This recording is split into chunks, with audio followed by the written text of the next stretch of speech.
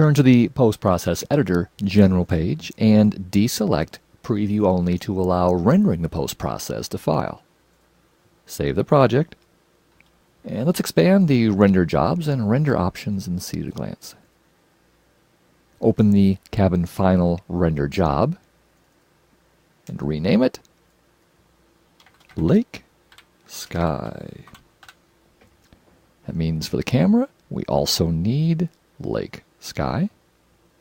Edit the render options, rename it Lake Sky. On the File Output page, let's change the format to PNG. We want to save before post-processing. Let's go ahead and rename the file name before post. Add another ping.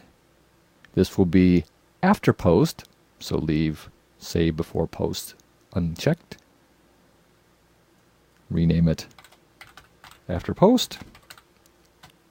Go to the post page and add post process.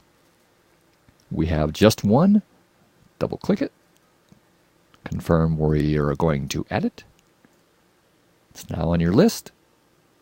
So we're all set to render. That means open up Render Control. Don't forget to save the project. And go. When VNS is finished rendering, check the Show Rendering box here in Render Control to bring up the last file that was sent to disk, and that was the after post. To see the before post, go up to the View menu item, View Image, From Disk, and remember, we called the before post one before post, so open that.